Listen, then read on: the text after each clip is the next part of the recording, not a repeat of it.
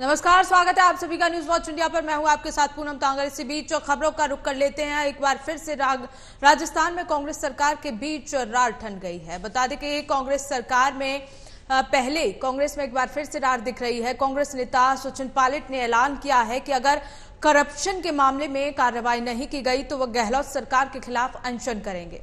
जयपुर में civil lines स्थित अपने आवास पर पूर्व उप मुख्यमंत्री सचिन पायलट ने अपनी सरकार पर बड़ा आरोप लगाया है। उन्होंने कहा है कि भ्रष्टाचार के खिलाफ हमारी सरकार मजबूती से कार्रवाई नहीं कर रही है। पूर्व सीएम वसुंधरा राजे के खिलाफ खान घोटाले की सीबीआई जांच नहीं हो सकी और न ही ललित मोदी कांड पर कोई एक्शन हुआ है। इससे जनता के बीच एक अच्छा संदेश नहीं गया, क्योंकि चुनाव को मात्र 6 महीने बचे हैं और हम कार्रवाई नहीं कर पा रहे हैं। पूर्व डिप्टी सीएम ने कहा कि जब हमारी सरकार बनी थी तब भ्रष्टाचार को लेकर हमने मिलकर कई बातें कही थी, लेकिन अब तक ये काम नहीं हुए हैं। इसे देखते हुए मैं 11 अप्रैल को शहीद स्मारक पर एक दिन का अनशन करूंगा। यह अनशन उन बातों को रखने और उन्हें करने के लिए किया जा रहा है जो अब तक हमारी सरकार की ओर से नहीं सुनी गई हैं।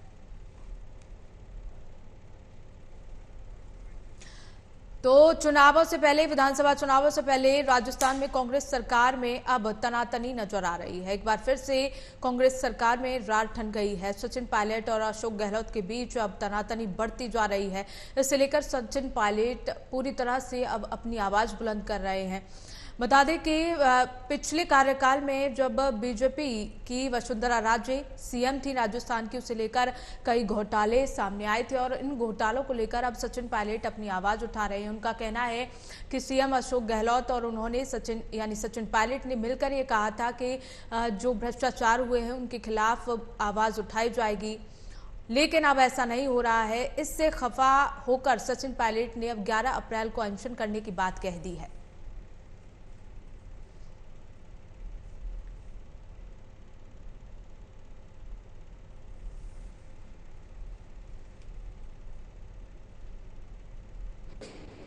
तरीके से नहीं किया गया, उसमें लीगल कमियां रह गई थी और उसको खारिज कर दिया।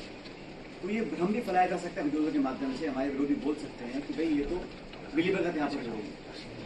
और वसुंधरा जी का कार्यकाल हम सब ने पब्लिकली कहा कि राजस्थान सरकार का सबसे भ्रष्ट कार्यकाल है और तमाम प्रकरण सामने आए, उसकी लिस्ट में आप लोगों को अभी देता हूँ। तो धारणा को तोड़ना, प्रभावी तरीके से तोड़ना कि कहीं ऊपरी मिलीभगत तो नहीं थी, बहुत जरूरी हो गया, क्योंकि चुनाव में अब सिर्फ 6-7 महीने का समय रह गया है। तरीके से नहीं किया गया, उसमें लीगल कमियां रह गई थी और उसको खारिज कर दिया। तो ये भ्रम भी फैलाया जा सकता है वीडियो के माध्यम से। हमारे विरोधी बोल सकते हैं कि भाई ये तो मिलीभगत यहाँ पर होगी। और वसुंधरा जी का कार्यकाल हम सब ने पब्लिकली कहा कि राजस्थान सरकार का सबसे भ्रष्ट कार्यकाल है और तमाम प्रकरण सामने आए, उसकी लिस्ट में आप लोगों को अभी देता हूँ। तो धारणा को तोड़ना, प्रभावी तरीके से तोड़ना कि कहीं ऊपरी मिलीभगत तो नहीं थी, बहुत जरूरी हो गया, क्योंकि चुनाव में अब सिर्फ 6-7 महीने का। तो वहीं इसी खबर को लेकर हमारे सहयोगी ओम हमारे साथ जुड़ गए हैं। आइए उनसे ज्यादा जानकारी ले लेते हैं।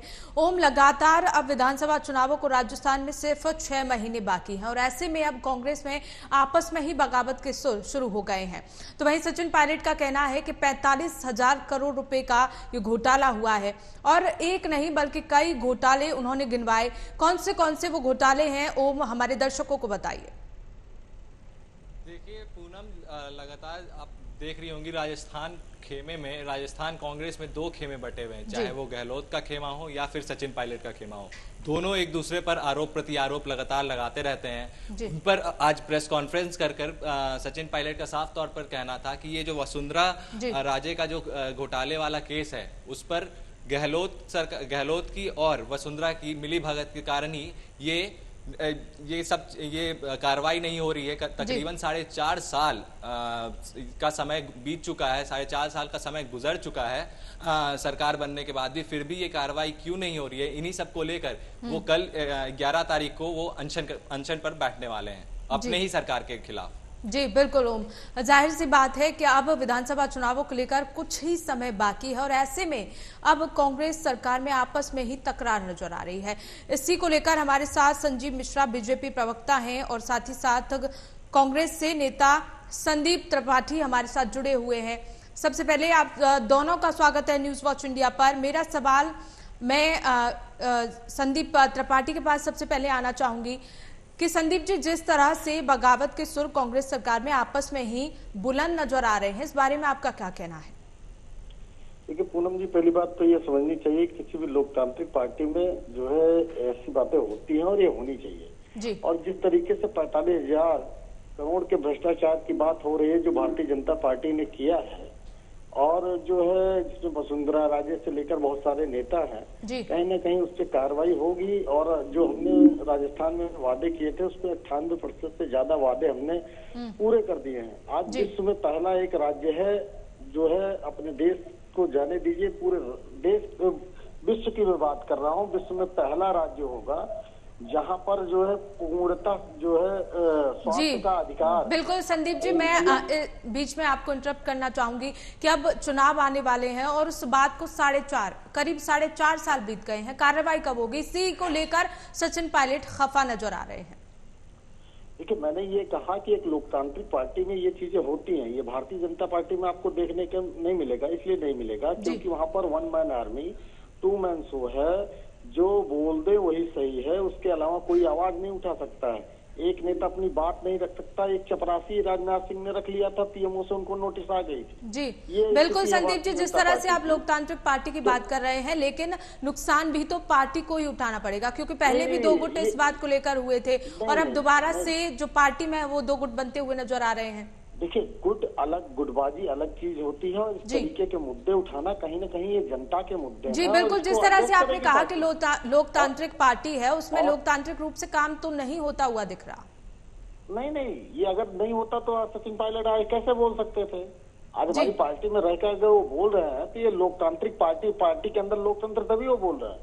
जी बिल्कुल, मैं यही बात कह रहा हूँ, ये अच्छी बात है। जी बिल्कुल, आप हमारे साथ बने रहिए। इसी खबर को लेकर हमारे साथ बीजेपी प्रवक्ता संजीव मिश्रा जुड़ चुके हैं, आइए उनसे जान लेते हैं। संजीव जी, लगातार जो है कांग्रेस में तकरार नजर आ रही है चुनावों से ठीक पहले, इस बारे में आपका क्या कहना है? क्या ये मुद्दा जो है वो अभी उठना जरूरी था? देखिए पूनम जी, सबसे बड़ी बात ये है कि कांग्रेस को लोकतंत्र में भी भ्रष्टाचार दिखाई देता है। मैं इस बात से बड़ा अप्रत्याशित हुआ।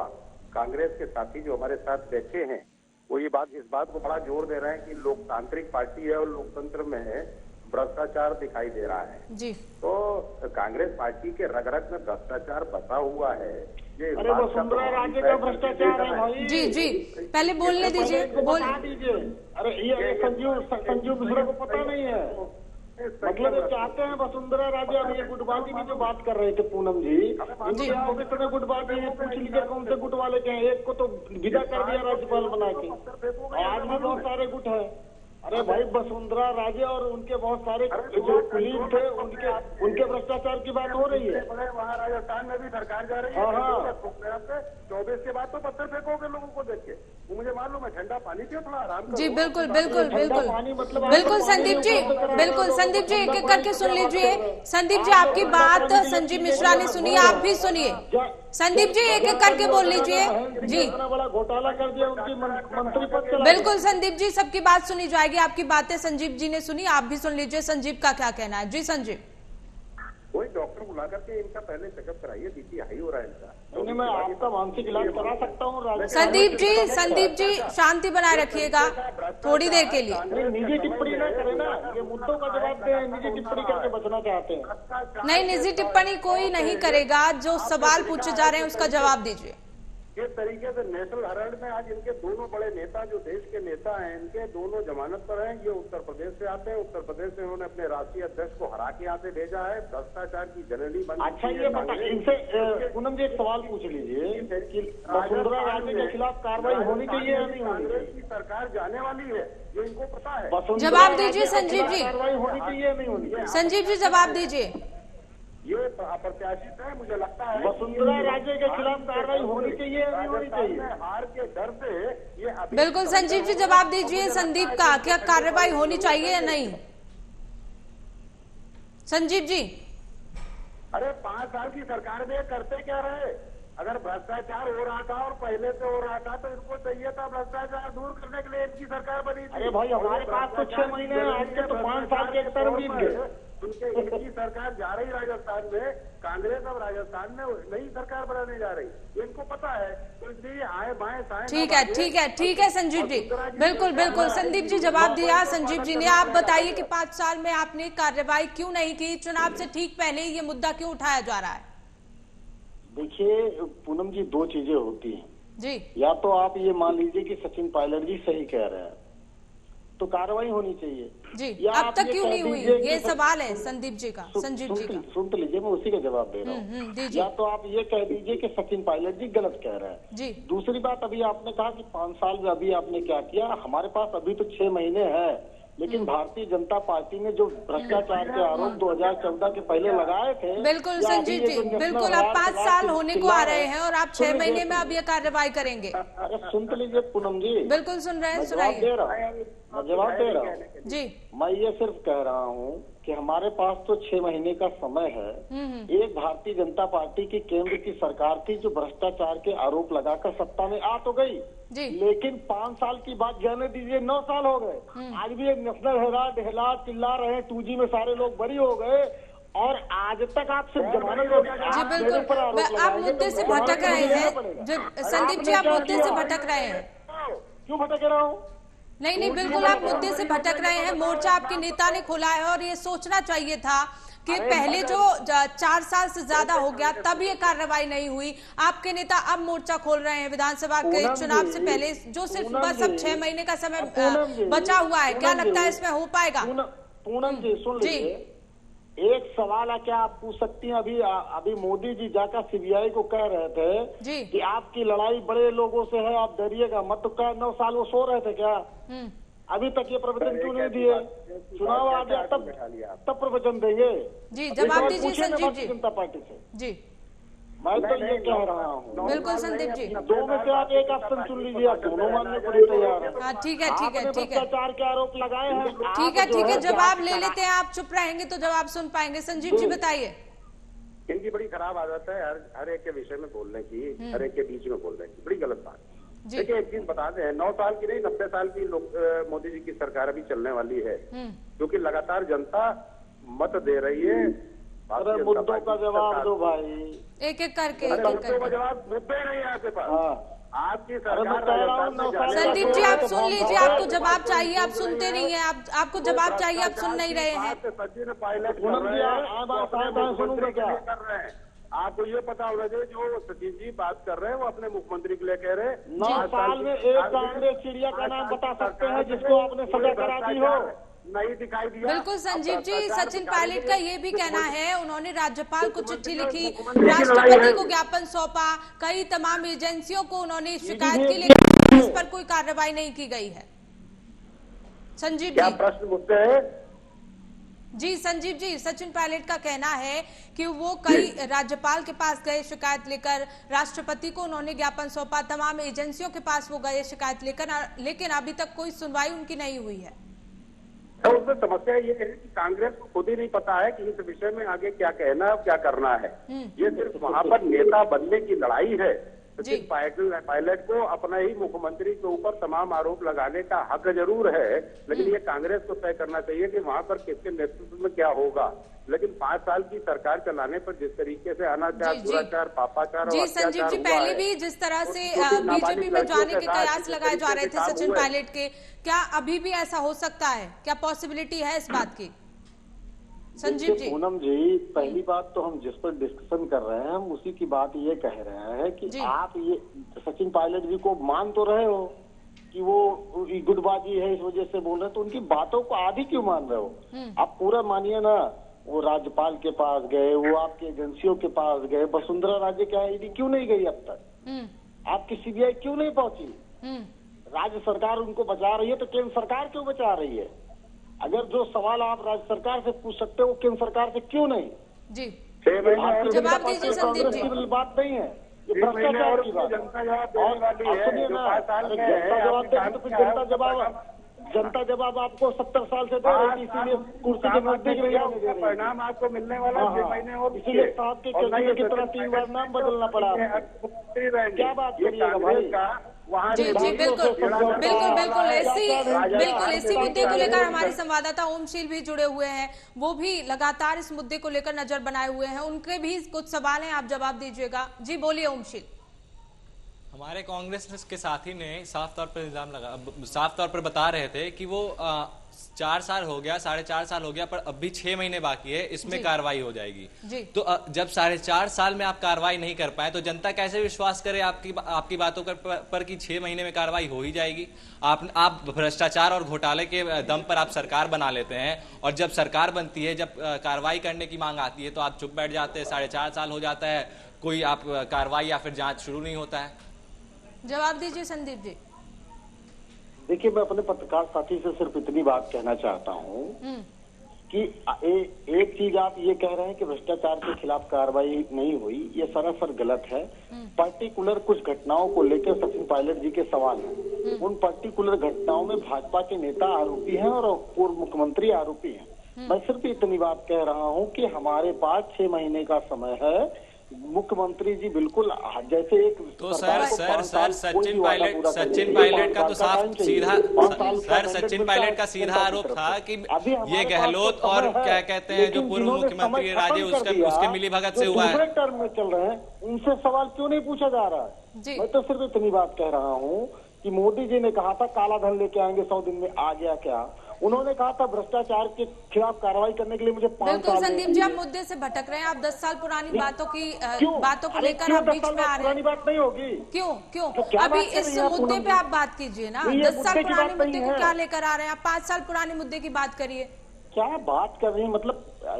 मतलब पूनम जी, 5 साल नहीं 20 साल पहले भी अगर कोई बात होगी तो राजनीति में बिल्कुल उदाहरण दिया जाता है। कैसी आप बात कर रही हैं? नहीं, आपने कई मुद्दे उठाए, राफेल का मुद्दा उठाया, सुप्रीम कोर्ट ने खारिज किया। मुद्दे उठाए नहीं तो क्या लगता है आपको इस मुद्दे पर आपकी सुनवाई होगी? जी सर, आपके पार्टी के जो नेता हैं वो खुद आप ही के पार्टी के नेता पे आरोप लगाते हैं, मुख्यमंत्री पे आरोप लगाते हैं, पूर्व मुख्यमंत्री आरोप लगाता है मुख्यमंत्री पर, तो आप कैसे सवाल कर सकते हैं? जी जवाब दीजिए संजीव जी। जी फिर से बोलिए संजीव जी, जवाब दीजिए। आपके जो पूर्व उप मुख्यमंत्री हैं सचिन पायलट, वो सीधी आरोप लगाते हैं गहलोत पर कि ये गहलोत का और वसुंधरा का मिली भगत के वजह से ये जांच नहीं हो पा रही है, तो आप कैसे उनको डिफेंड कर रहे हैं? आप किस उम्मीद पे बोल रहे हैं कि 6 महीने में कार्रवाई हो ही जाएगी? सुन लीजिए, मैं बता दे रहा हूँ ना आपको।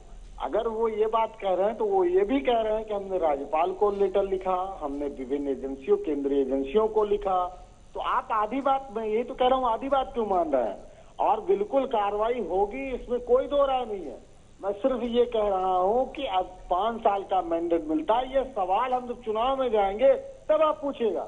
और ये लोकतांत्रिक पार्टी में लोकतांत्रिक सदस्य होने के नाते सचिन पायलट जी ने जो सवाल उठाए हैं वो जायज है। उसको जो है हमारा शीर्ष नेतृत्व तो हमारे मुख्यमंत्री संज्ञान लेंगे। जी बिल्कुल संदीप जी, जिस तरह से आपके मुख्यमंत्री है, एक सवाल लास्ट रहेगा पूनम मेरा।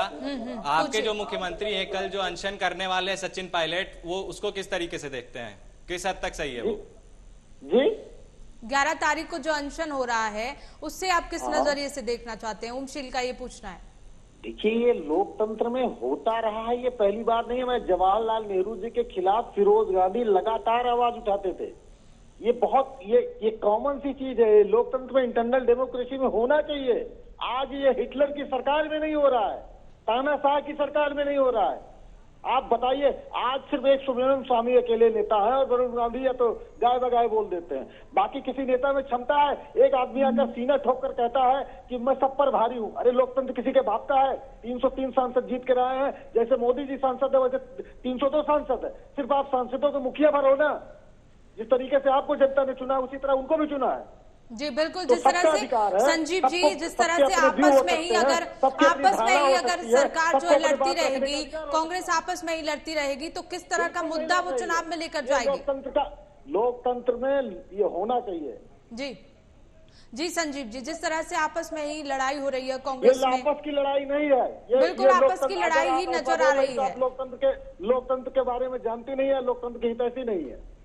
बिल्कुल, ये तो अच्छी बात है ना, लोकतंत्र में कम से कम संजीव जी मतलब पार्टी के अंदर से अगर वही संजीव जी मेरा ये पूछना है कि जिस तरह से संदीप जी मेरा ये पूछना है कि जिस तरह से आपस में ही कांग्रेस में गुटबाजी हो रही है, तो मुद्दा कौन सा होगा चुनाव में ले जाने के लिए? जनता के सामने क्या आप मुद्दा रखेंगे?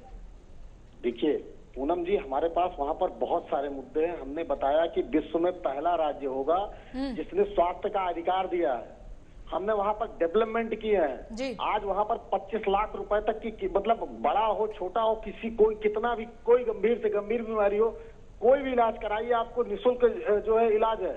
आप जो है चले जाइए, पानी की व्यवस्था बहुत सारे क्षेत्रों में जी बिल्कुल, आपने जिस तरह से कहा, चलिए विकास आपने किया, चलो विकास आपने किया, लेकिन जिस तरह से गुटबाजी अगर रहेगी तो क्या जनता विकास को देखेगी? नहीं, ये जनता समझती है जो है ये बिल्कुल ये लोकतंत्र में होना चाहिए। और हम तो ये कहते हैं कि और एक चीज आप देखिए, कोई भी पार्टी का कार्यक्रम होता है, गहलोत जी और सचिन पायलट जी साथ होते हैं, ये बात भी आप देखिए ना जी। हम लोकतंत्र में अपनी आवाज बिल्कुल उठाया जाना चाहिए, उठती है। हम पार्टी के जो है काम के लिए, पार्टी के जो है चुनाव के लिए हम सब साथ में हैं। लेकिन अगर मेरा कोई कंसल्ट है तो बिल्कुल लोकतांत्रिक अधिकार और लोक पार्टी के अंदर अगर इंटरनल डेमोक्रेसी है तो आवाज उठाई जाती है, उठाया जाना चाहिए, इसमें कोई सर तो सर आपको ये ऐसा नहीं लगता है कि इन सब जैसे सचिन पायलट समय समय पर खड़े हो जाते हैं, अभी चुनाव का वक्त है, 6 महीने महज रह गए हैं चुनाव को, तो इससे पार्टी को हानि नहीं पहुंचेगी इन सारी चीजों से? मेरे साथी, मेरे भाई, मैंने आपको बताया कि ये लोकतंत्र की शुरुआत से ये परंपरा रही है। और ये हमारे यहाँ डिस्कशन का फिर मतलब क्या होता है, जब आप सदन में जाते हैं तो बहुत से साथी जो आपके साथ होते हैं, ये 10 सालों की बात आप जाने दीजिए, आप लोकसभा की कार्रवाई और राज्यसभा की कार्रवाई देख लीजिएगा। आप जब जी बिल्कुल सवाल तो अपने बिल्कुल संदीप जी, डिस्कशन जो होता है ये अंदरूनी बातें हैं तो अंदर ही सुलझाई जाए, लेकिन सचिन पायलट जो कह रहे हैं कि अब काफी दिनों से मैं ये बोल नहीं रहा था, लेकिन अब ये बातें, अब ये मुद्दे जो है वो मैं बाहर लेके आना चाहता हूँ। उन्होंने वीडियो भी दिखाई है, पिछले जो रिकॉर्डिंग्स हैं अशोक गहलोत की, वो भी उन्होंने दिखाई। मैं कह रहा हूँ अच्छी बात है, आप वादे मुझे मेरे याद दिला रहे हो। भारतीय जनता पार्टी तो नहीं लड़ रही है ना जनता के लिए, ये भारतीय जनता पार्टी को चाहिए था कि कांग्रेस ने ये वादा किया था, ये पूरा नहीं कर रही है। हम तो आज भारतीय जनता पार्टी से लड़ रहे हैं कि भाई साहब स्मार्ट सिटी आपका कहाँ चला गया, 2 करोड़ रोजगार कहाँ चला गया, काला धन लाने की बात कही थी आपने, कहाँ चला गया, आपने सबको 2022 में आवाज देने की बात कही थी। आज भारतीय जनता पार्टी से आवाज नहीं उठ रही है, आज विपक्ष आवाज उठा रहा है। ये तो और अच्छी बात है कि इंटरनल डेमोक्रेसी के तहत कम से कम पार्टी के अंदर से आवाज आ रही है। तो इंटरनल मुद्दा नहीं सुलझा संदीप जी, तभी तो वो एक्सटर्नल हुआ है। इंटरनल मुद्दा नहीं सुलझाया गया, अब घर की लड़ाई नहीं सुलझी है, तभी सड़कों पर अनशन करने की जरूरत पड़ गई अशोक सचिन पायलट को। जी, ये लोकतंत्र में होना चाहिए, स्वागत है। और ये मुझे नहीं लगता कि अनशन तक की नौबत आएगी, जो उनकी बातों का संज्ञान लिया जाएगा। जी चलिए, बहुत बहुत शुक्रिया आप दोनों का हमारे साथ जुड़ने के लिए।